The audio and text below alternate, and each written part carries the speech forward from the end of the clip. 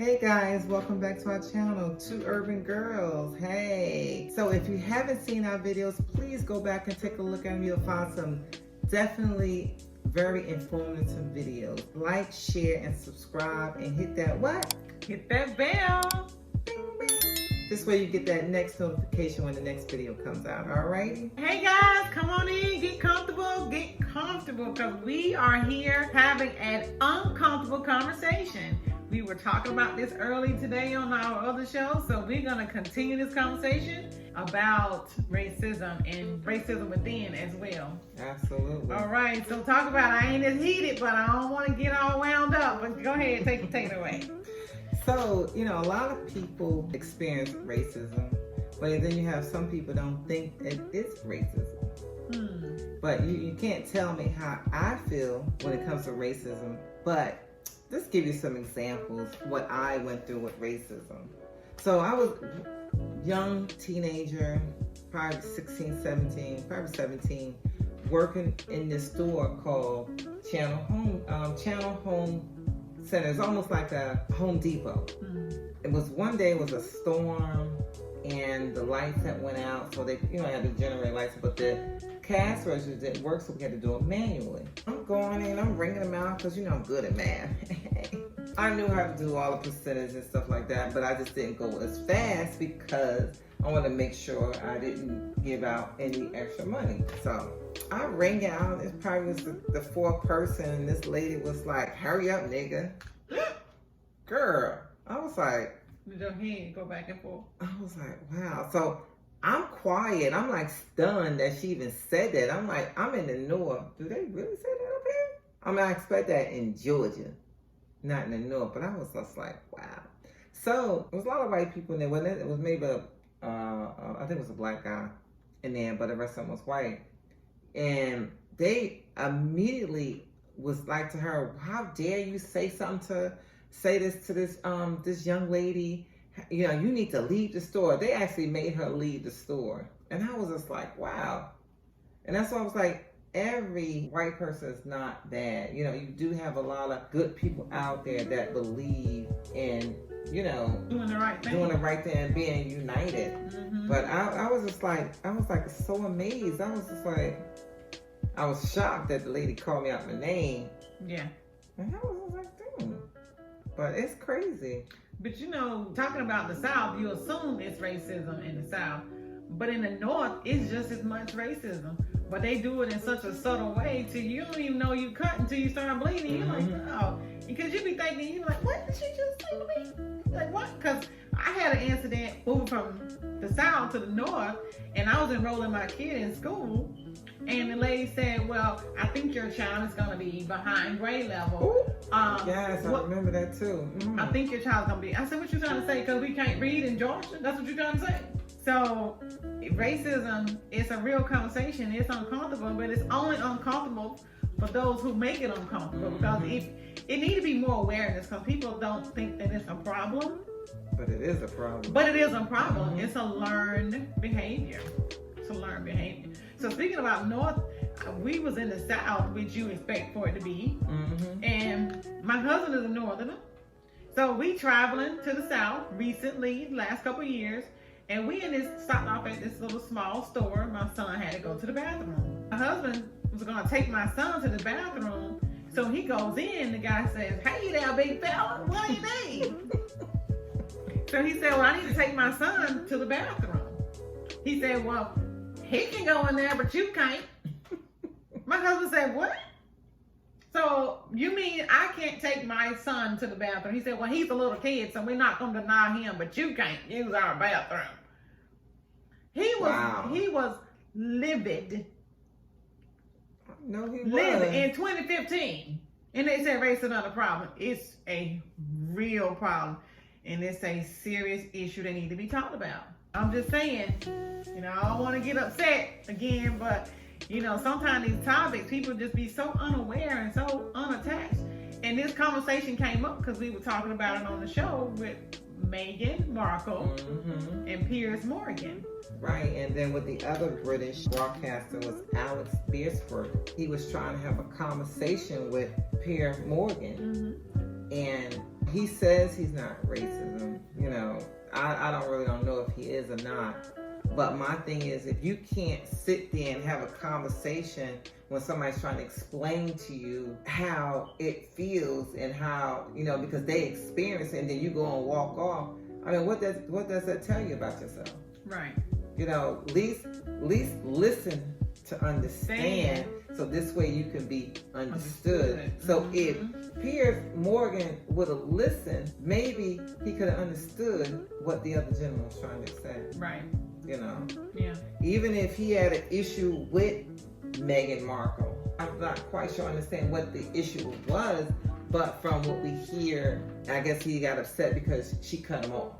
Again, it's just a small piece of the story that we don't know. We don't know.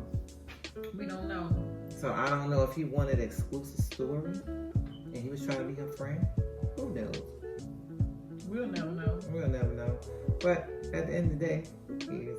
But go on. But right. And who cares? And then we're talking about racism within. You know, we were talking about that earlier. And I had a situation. We was out hanging out with my friends.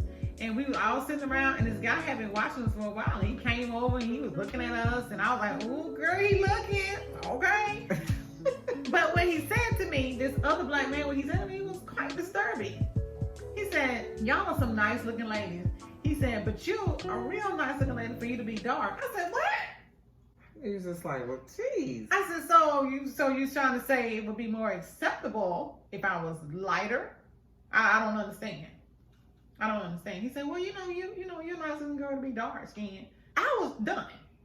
I don't know. I had never heard that. So I guess you look all right too because you're dark. That makes no sense to me. It does not make any sense.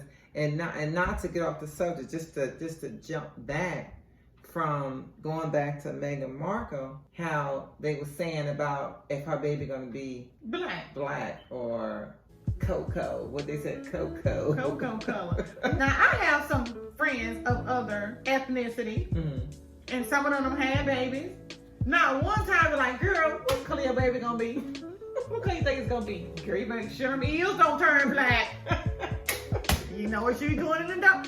That's crazy to me. I've never experienced somebody saying that. They might not thought about it. You better not open your mouth I and never say open it. my mouth, and I'm gonna be very transparent.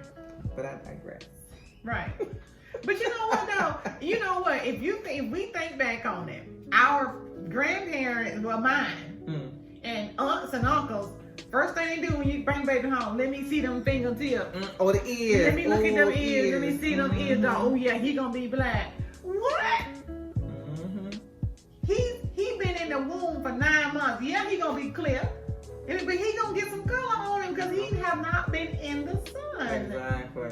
It's crazy to me. It's crazy. So this is an uncomfortable conversation, but we making it comfortable because we can talk about it. Exactly. We need to. We need to. Somebody called me one day in the store, whistle with 2 fingers in their mouth. You know, you're gonna look like, we both look. There's a white lady and 2 white people who was walking down the aisle. He whistled. You don't hear it nowhere else but in the South. Right. It's really.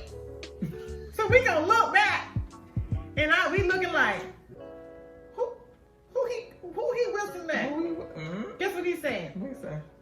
You right here, that darken right there. What? No, he did not. That darken. I digress because racism is a conversation that needs to be talked about, and I can appreciate Sesame Street for doing it. We appreciate you. How the song go? Let's see. Really? Let me tell you how to get to Sesame Street. Oh yeah, you're right. Now you remember the song. How you get to Sesame Street? What was the characters? Big Bird, Cookie Monster. Yes, Snuffleupagus. Yes, we all know her and love her. And that might date me, but I don't care. We love Sesame Street. Sesame Street been around a long time. Yes. We learned how to count. We learned how to ABCs. ABCs. You had to learn your fruit, your animal. Now you know. Now he's teaching you about racism. 2 snaps and a twist, Sesame Street. So if you have any experience that you want to share, please drop it in the comments. I mean, we would love to hear your experience. I'm just going to tell you another experience, you know, with one of my kids. My son, he was in grade school, probably was like maybe 5th grade. Now, what do kids know about racism in 5th grade? What they do? Because they learn it in the home. What happened was, you know, this is when President Obama was running for president. And then one of the kids came to him, oh, you need to go back to Africa. What? You from Africa? I ain't from Africa. You from Africa? I ain't from Africa. I ain't been there, but I'm going to go. That's on our list. That's on my list. But all of a sudden, what you know about my background? And then what kids know about Africa in 5th grade? That means you don't listen to your parents sitting there talking about black people, and then you're going to talk about, oh, they need to go back to Africa. Then y'all need to go back to Spain or somewhere. Okay? I'm just saying. We just saying. We having a real, see, you know, if you come on this channel and you're looking for politically correct, this might not be where you want to be. Because it's politically incorrect. Because this is real conversation. We're not gonna make it sound good so you can feel good. Exactly. This is real talk, and this is something we experience in real life. We don't make up our stories. Nope. We don't make up our script. We not on here with no foolishness. We just trying to bring awareness, educate you, so you can be a better you. Absolutely. Because if we know, you know. All right. Okay. I guess until next time, please like, share, subscribe, and click that bell. Ding, ding, ding. So this way you get that next notification for the next video. So alrighty, 2 Urban Girls. Bye.